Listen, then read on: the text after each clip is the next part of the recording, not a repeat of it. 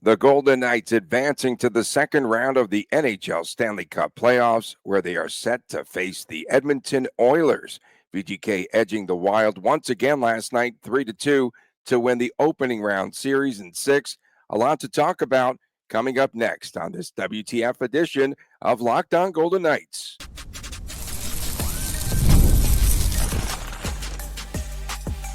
You're Locked On Golden Knights, your daily podcast on the Vegas Golden Knights, part of the Locked On Podcast Network, your team every day.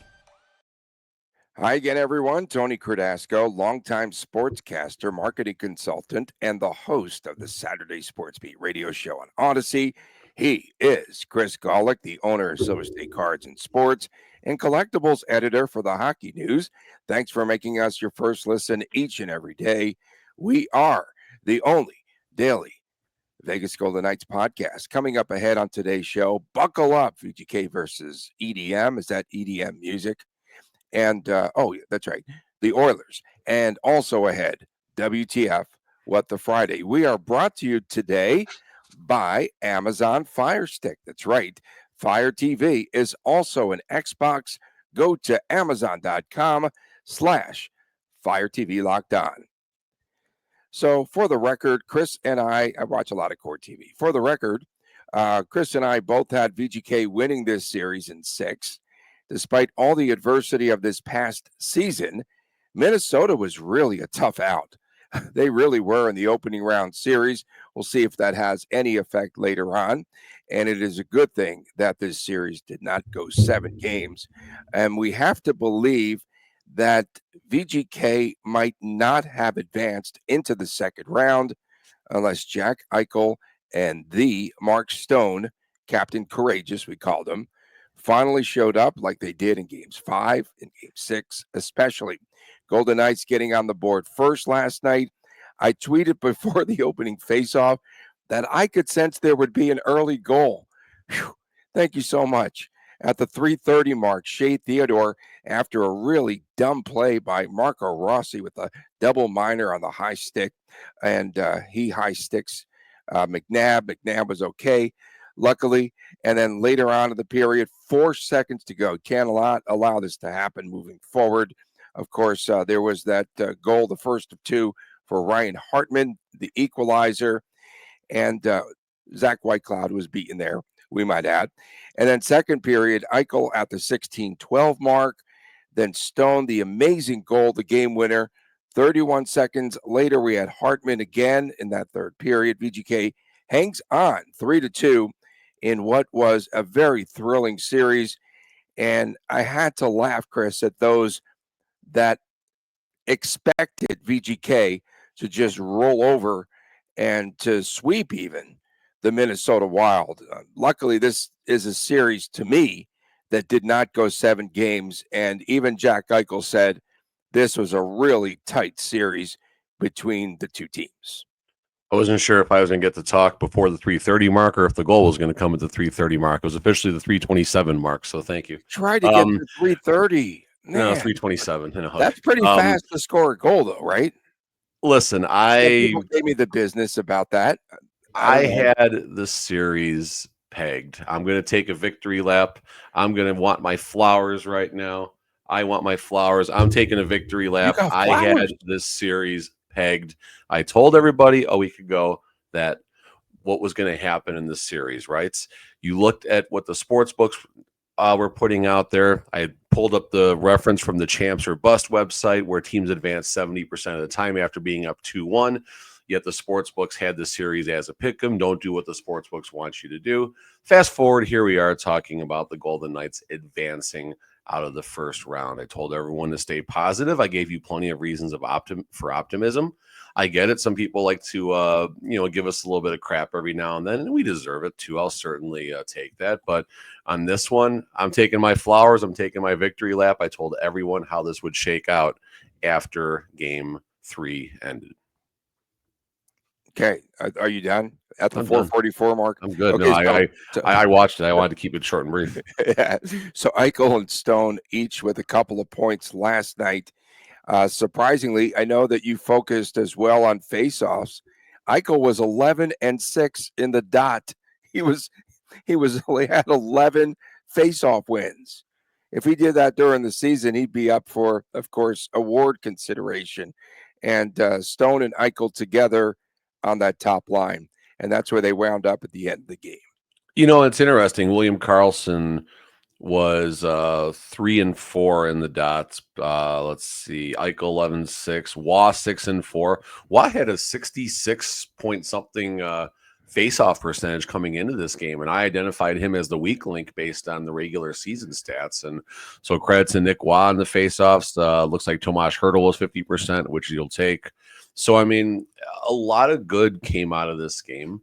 The Minnesota Wild made the push. You knew that was going to happen. They weren't going to go down easily. And like you said early on, this was not going to be a walk in the park for the Golden Knights. Wild, very good team. They were well coached for pretty much 2 games of the series, and then they weren't well coached for the other 5 games or 4 games of the series. Maybe I'll have a WTF about that later. If the Wild do iron out a couple of things and add a depth piece that can contribute a little bit more, that could be a really dangerous team come playoff time. Again, coaching will be the big thing right there. Golden Knights don't get out of this series without showing some weaknesses, though. Pietrangelo, this is a concern going to the next round. Hannafin had some okay moments and some terrible moments. Shea Theodore, thankfully, seems to have cleaned things up along with his line mate, Braden McNabb. I'm sure you got the hockey stat cards on your to-do list. I'll jump the gun. I'll give it to you right now. Noah Hannafin, way on the negative side. Zach Whitecloud, not as bad of a game, but down there. And then Alex Pietrangelo, who was an absolute passenger beyond belief for the game, for the goal that made this a 1-goal game. State-run post-game media last night arguing with a fan who even made the suggestion that Pietrangelo stunk in that series. And no, he was great. He was really good. I mean, I don't know what series that cat was watching. A guy that really came back and really made up for some early mistakes, though, was Shea Theodore. So Theodore, again, Mr. Turnover.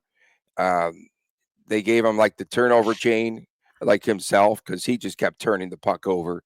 And he rallies back nicely in the series, starts the scoring on Thursday night. That was a beautiful double screen by Tomas Hertl and by Mark Stone, something, again, that doesn't show up in the stats at all. But again, it's taken away those eyes, bro. Taking away those eyes. Took them away. Shea Theodore has incredible vision when he's quarterbacking the power play.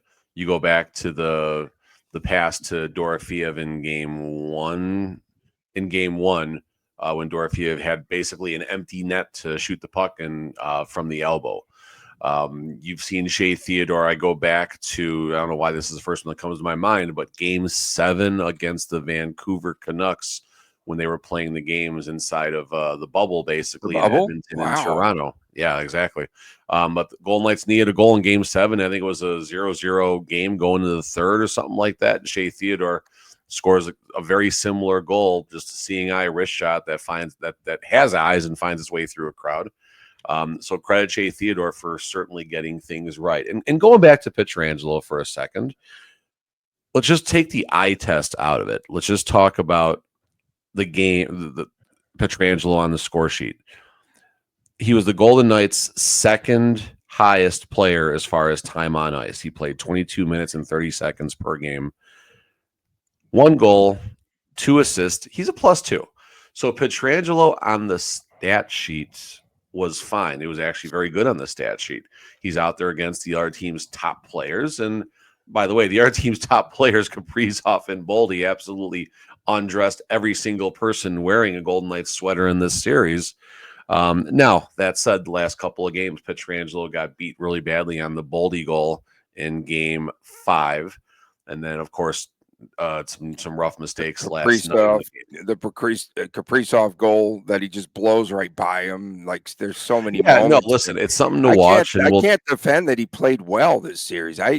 I don't know what that's all about, to be honest. On the stat card, he did play well, Tony, but on the eye test, he didn't. And this is just what you get with Pietrangelo. He's an aging vet who is going to be out there in the game's most stressful circumstances. He's going to play against the team's best player. It's just what Cassidy is going to die with, basically, when it comes to Pietrangelo. So again, not to get too deep in the second segment, but the matchup to watch is going to be McDavid against Pietrangelo 1-on-1. That's the matchup of the second round. Can we have McDavid against a beer league guy? I think that would be kind of fun to preview this entire series. The forecheck was really tough for the Wild. That was one of the things that really, and even Cassidy had alluded to how difficult it was to fight through that. The half-court offense, I thought we were going to see the four corners at the end there, but the half-court offense, we will not see a half-court offense against Edmonton. There's no way. Box out, get the rebound, and go. So that was pretty interesting when they were talking about, and Cassidy was discussing his perspective of some of the things that VGK did to win the series against the Wild. Key thing for me to watch for, maybe not a key thing, but something that caught me off guard. I'm surprised we made it 11 minutes without you bringing it up. I put, when I think it was the last TV timeout, when you knew Minnesota was going to make a big push at the end, I said, get ready for a healthy dose of Eichel, Stone, and William Karlsson as far as the three forwards on the ice to try and take the game home. It was Eichel, Stone, and Brett Howden, not William Karlsson. Yeah, of course. That just speaks volumes. They needed somebody that could score. It just speaks volumes to where Brett Howden's game is. And again, McCrimmon, I mean, listen, Howden signed the deal. Howden got the deal he wanted. People are going to say, well, Howden wants to be here. Fine. You want to take that shot? Go right ahead.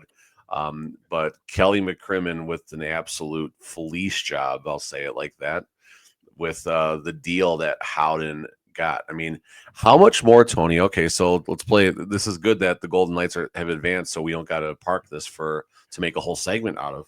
But how much more would Brett Howden's contract have been? Let's say he signed it tomorrow. Should have waited. Yeah. Is Howden now at least a 4x4 or a 5x5 player? He's at least. Is that the world we're in right now? I'm not saying this from a bad million. No, you and I said it at the time. He jumped the gun. Why did he sign so early? You could see his value starting to take off there because he worked so hard with Kolasar. And we know, well documented about those two over the summer and how much effort they put into it. And he got off to that pretty hot start, but he was a different player this season than we saw in his previous time here in Vegas. And he should have played the waiting game, no doubt, because he would have definitely made at least $4 million right now. I think 4.5 times 5, 4.5 times 4, 5 times 4, something, and however you want to put that out there. I think he definitely could have. And maybe, listen, he got the deal he wanted. I think he's raising a family here and everything. So good on Howden for being happy. Maybe he had to pay off the tariffs at that point. Oh, that was bad. So no Dorofeev. Victor Olofsson inserted into the lineup, as you had suggested a couple of days ago. Because of injury, though, not for the reason I suggested, but yes. Right. And it was interesting in the pregame, too, where Cassidy said that he liked to have Dorofeev into the lineup because he felt that he wanted to see his progression. This is his first playoff series, and he wanted him to just keep grinding it out and see where he winds up, which I found to be pretty interesting. And then, of course, a closeout of the series. And VGK did come out with the purpose and the sense of urgency. So kudos to them. It's not easy to close out a team. And they really came out again. They scored that early goal on the power play, and they just kept playing intense hockey all night. I don't know if they really improved over the course of this series. I know that Eichel and Stone did. I would have to agree that Aiden Hill did. Aiden Hill did 29 saves on the night last night, but I don't know as a team overall that they truly improved. And they're going to be tested by Edmonton, which is now rolling 4 lines as well.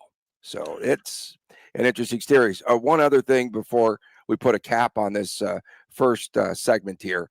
Marc-Andre Fleury retiring after the game. Yeah, that was pretty sad, and we knew that it was coming, but he looked really bummed out there as he was skating off the ice. NHL Network put out, or NHL.com, whoever.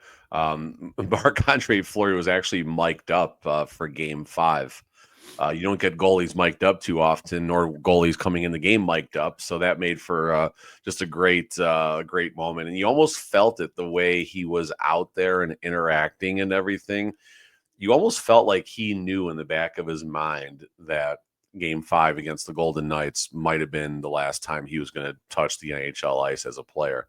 There's not enough time in a remainder of a segment, let alone a 30-minute show, to talk about all the good that is Marc-Andre Fleury. And it's sad, thinking about him retiring and not being around. But I don't think he's going to go quietly into the sunset. I think he will be around the game. I don't know if he'll be a coach or if he'll pick up some role with the Pittsburgh Penguins or the Vegas Golden Knights or even the Minnesota Wild. I don't know what that role might be.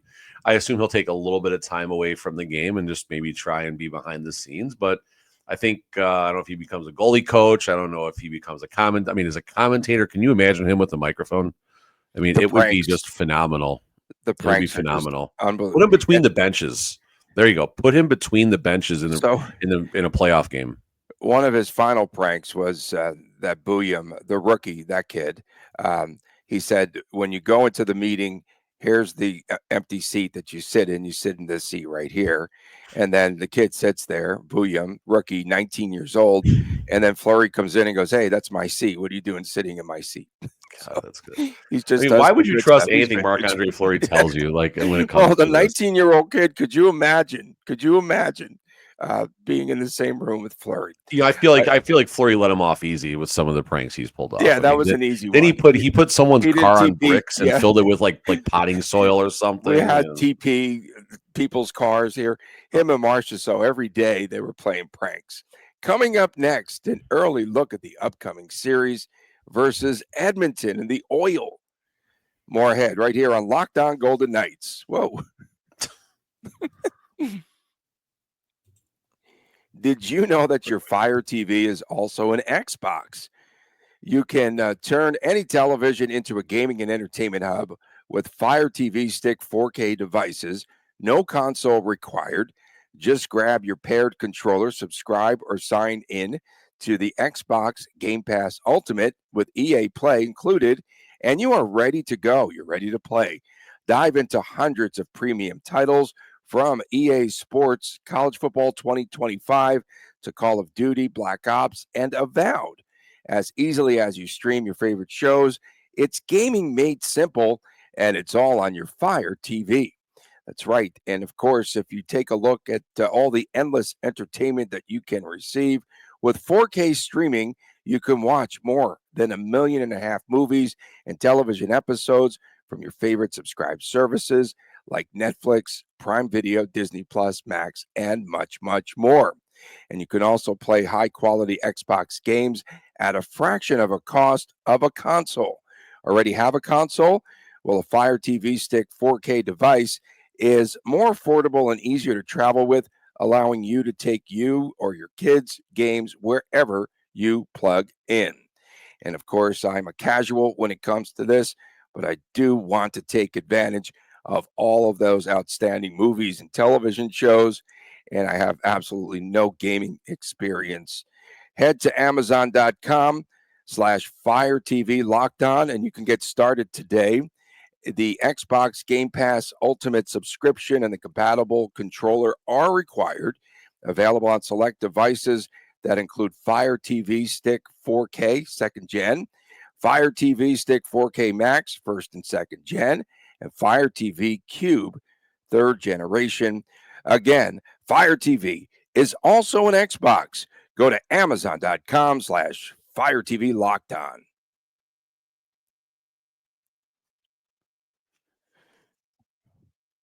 Welcome back on this edition of Locked On Golden Knights from Las Vegas. Tony Cardasco and Chris Golick reporting. We appreciate you making us your first listen every day.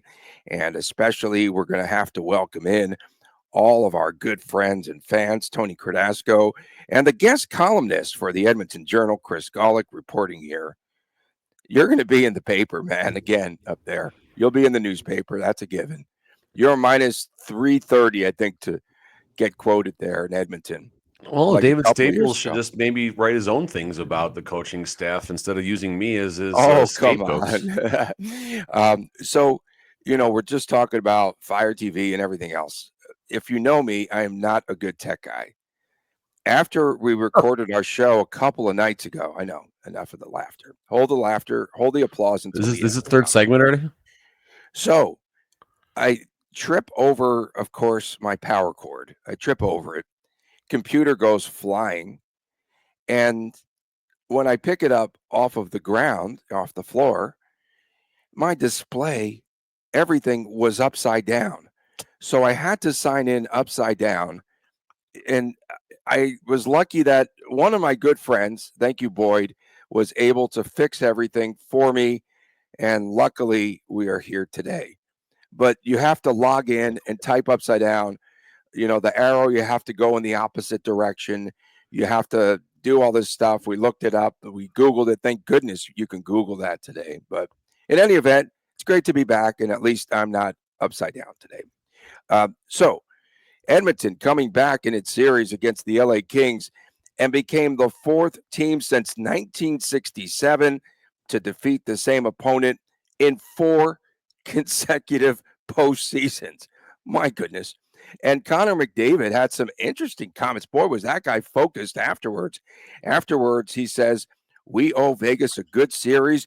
We don't forget what happened 2 years ago when VGK beat Edmonton in 6 games on the road to the Stanley Cup." I mean, let's talk about the Edmonton Oilers' last couple of seasons right now. Last season ends with Connor McDavid bawling his eyes out. I'm not knocking the guy. It's a very emotional moment when you lose Game 7 of the Stanley Cup final, and that's on his memory. McDavid got that big game moment, of course, in the Four Nations, getting the overtime game-winning goal. Go back a season before that, of course, that's when the Edmonton Oilers defeated the Golden Knights defeated the Oilers on home ice, in Edmonton's home ice, on the handshake line. One day removed from Pietrangelo trying to take off Leon Draisaitl's wrist, and here we go again. So this is going to be an absolute war.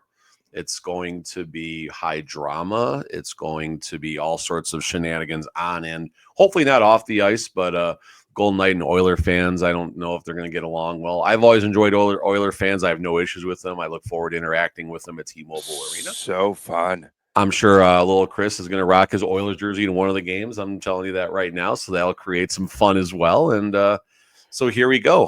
Looking at some numbers in the Edmonton series, I've enjoyed comparing high danger chances and the X goals for and against right now. So starting with the Golden Knights and Wild, high danger chances for the Golden Knights in 6 games, 70-67 in favor of VGK.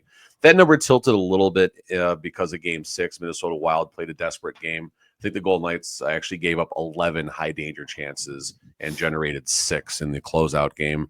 X goals for 19.57 to 18.1. So Golden Knights slightly lead in that category. Edmonton Oilers, LA Kings series. The Oilers generated 105 high danger chances, gave up 64. X goals for 26.9, goals against 19.61. So Oilers are scoring. Kings defensively, that series certainly got turned on its end, and the Oilers took advantage. Oilers are going to generate, I think, a lot more, as hard as that is to compute, a lot more than what the Golden Knights faced in the Minnesota Wild. And Aiden Hill better be ready. He better know that Pietrangelo, there's going to be some times we're going to want to wring his neck outs. The defense, it's scary, and someone used my Pacific Ocean line last night. I saw that. That was nice. It was no joke, though, because VGK, they're not great defensively. Let's face it. They're not as good as the Cup season defensively. They're not tight. I'll just put my take out there right now. Is a Calvin Pickard-led goaltending team capable of defeating the Golden Knights? And yeah, I know McDavid, I know Draisaitl. Like, I'm not selling those guys short by any means, but the Golden Knights are going to buckle up defensively? They've done it. They've done this before to the Edmonton Oilers, and I'd argue that this team is capable of doing it now. There's questions about the defense. Sure, we'll see how that works out. Golden Knights are going to have probably 3 more days off before the series starts, likely on Monday, maybe Tuesday, depending on how the NHL wants to handle it. It's not going to start. I don't think it's going to start Sunday. It could start Sunday, I guess, based on what happens, but I think Monday or Tuesday is more likely at this point. So we'll see how that ends up shaking out. But I'll say this again. Calvin Pickard, I think he has 6 or 7 games of playoff NHL experience, been around for a long time. He's a journeyman, lucky to be in the role that he is. And I mean, the Golden Knights cut him for a reason in the 2017-2018 season. Very famously, he puts out a tweet or a post. Basically, his helmet design was in honor of Vegas and for the fans and everything. And a couple days later, McCrimmon's like, "Get out of here, bro. You're done." Well, that's rough. And Pickard did come in a couple of games into that series against the Kings, and he helped the comeback. Defensively, again, you talk about the scoring, but game number 5 caught my attention, the 3-1 victory over LA, because they played really well defensively. Great defensive hockey game. And again, like, here's an Edmonton team, folks, that's dangerous because they're also going to roll 4 lines. So I think that will be interesting. A lot of players returning from injuries late in the season, including Zach Hyman and Draisaitl McDavid. Evander Kane didn't even play during the course of the regular season. Look at him now. Trent Frederick was injured. Jake Wallman, Klingberg. There's been a lot of conversation up north there. It's north, right? Cassidy might say it's south. Up in Canada about Klingberg and whether or not that was a good deal. And they are healthy now. And it's like the Wild, where they faced a ton of adversity. And here they are here. Now they're in the second round. So that's going to be pretty interesting to see. And again, the Oilers are a fast skating team. Oh, is Rob Blake? I think he'll be fired probably by Monday. You can't lose, GM, of course, at the Kings. You can't lose 4 consecutive years to the same opponent. You just can't. They have to make some changes in LA. Well, especially after being up 2-0, there's definitely going to be a lot of conversations. Of course, that video review by Hiller definitely didn't help the situation. Time on ice, Bouchard, Darnell Nurse, 25-42, 24-54. I mean, you tell me that Darnell Nurse out there for 24-54 a game, that's Bruce Cassidy's mouth is watering at that one, Did you see Darnell Nurse's goal last night? Janmark fakes out everyone. They have a pass to Janmark. Somehow he sees where Nurse is behind him at the point. And so the pass comes to Janmark. He lets it go right through his legs, sort of sets up a screen, and then Nurse just buries the biscuit. That was VGK legend Matthias Janmark. Let's be clear about this game. Game 7 hero Matthias Janmark. Can we have a tribute video, please? We should. Yeah, I like Janmark. He's a good dude. So we talked about the time on ice. Of course, McDavid, Draisaitl, 23-20, 23-05. The tendency, I believe, again, an Oiler fan, correct me if I'm off on this, but the tendency has been to keep McDavid and Draisaitl separate, and third period quadruple shift them. I mean, that's what Chuck Knobloch. There we go. That's what Chris Knobloch's go-to is going to be when it comes to basically his strategy. And can Knobloch find a way to do something different that Coach Cassidy is not going to be ready for? We saw John Hines did get the advantage for a moment as far as the coaching in this last series. When Cassidy said it was going to be predictable. Yeah, exactly. So credit Hines for doing something. And of course, I'll save the rest of my Hines comments for WTF. All right. But is Knobloch capable of out-coaching Bruce Cassidy? And the answer is yes. Knobloch, I think, is a better coach than the useless Jay Woodcroft. Is it likely that's going to happen? I'm not going to necessarily jump on that. Looking on the bottom side, you mentioned about rolling lines. Frederick, Podkolzin, 10-26, 10-08 average time on ice. Janmark 11-20. So they're getting into the quadruple digits, I guess you can say. Ty Emberson on defense getting 10-40. And then after that, looks like Ty Emberson is the one who just kind of he's their what's the word I'm looking for? Who was the player? Was it Nils Lundqvist or something like that for the Dallas Stars that Pete DeBoer played for like one shift and then sit in the rest of the game or whatever it was? The lone wolf for sure. Hey, let's get out of this segment. Let's get out. We're running way late. Okay, coming up next. WTF, Chris? WTF? We went long. WTF? I know. It's getting dark over there. Coming up ahead right here on Locked On Golden Knights. The Stanley Cup playoffs are here, and if you've never been to an NHL playoff game, it's unlike anything else. The intensity, the speed, the energy in the building, it is all next level. And thanks to Gametime, getting into the door is easier, more affordable than ever before. Gametime is the fastest way to grab playoff tickets. Even for those must-see matchups like VGK and Edmonton, prices actually drop as the puck drop gets closer. And with last-minute deals, you can save up to 60% on the ticket cost there, on the prices. And I absolutely like the all-in pricing. It shows the total cost up front, no surprise fees at checkout. The app even shows your panoramic seat views, so you know exactly what you're getting into before you're buying. And I know that I'm protected with Gametime ticket coverage. This is unprecedented coverage because whether it's cancellation protection, job loss assurance, or their 24-hour return guarantee, you can take the guesswork out of buying tickets today with Gametime. Just simply download the Gametime app, create an account, use that promo code you see on the screen. It is Locked On NHL for $20 off of your first purchase. Terms apply. Again, that is the promo code Locked On NHL for $20 off. Download the Gametime app today. Last minute tickets, lowest price guaranteed.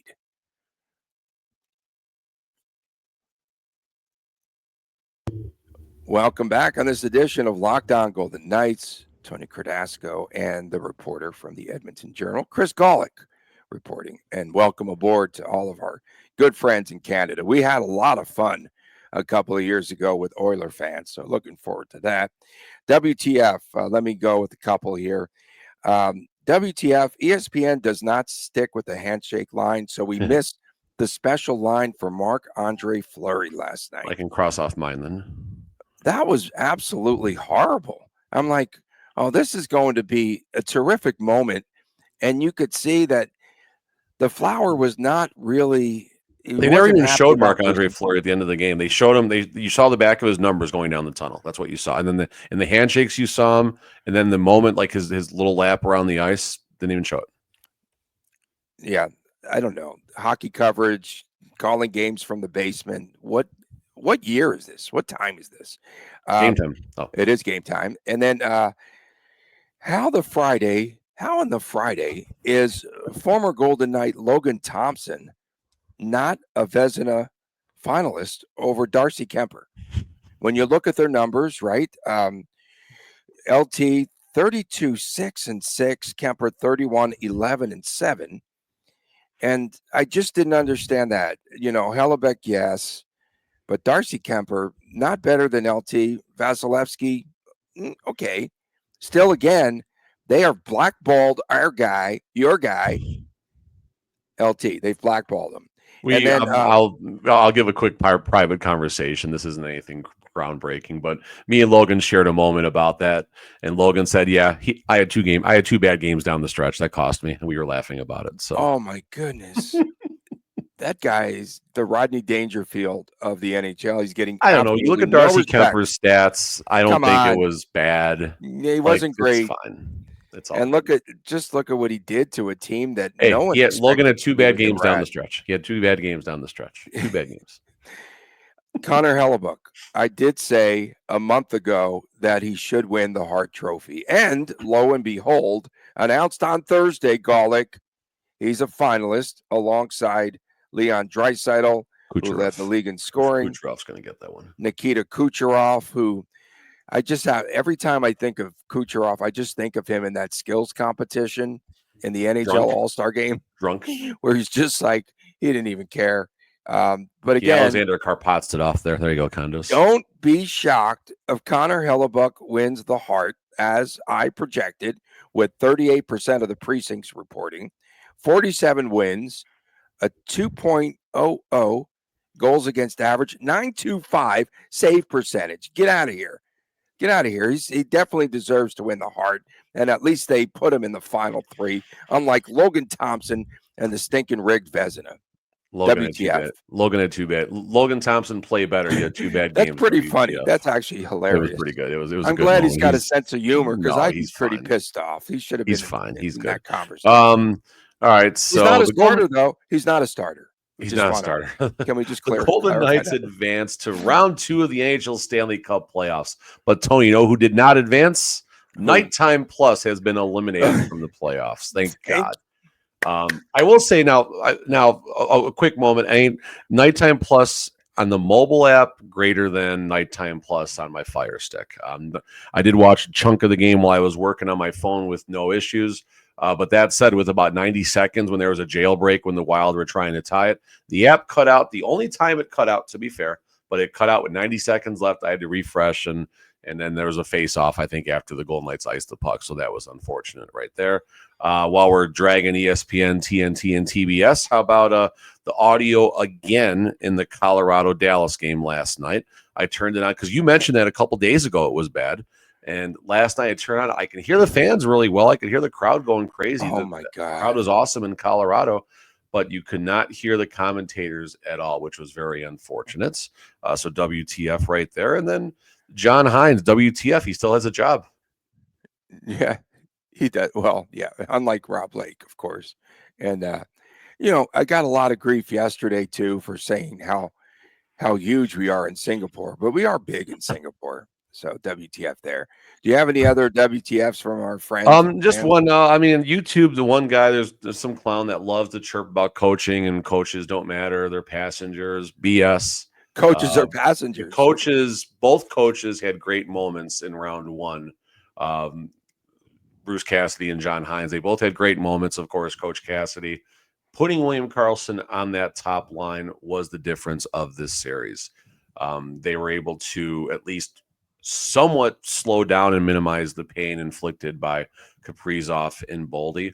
Genius move by Cassidy. I think I think to this day, William Karlsson has less than 10 games as an NHL winger. And Cassidy says, okay, we're going to do it when it matters the most. Our team's down 2-1. Yeah, it's going to happen. And lo and behold, the Golden Knights rattle off 3 games in a row. And he was hinting at that. Remember, over the summer, like before the season, I don't know, maybe I'll put like a couple of centers on the line.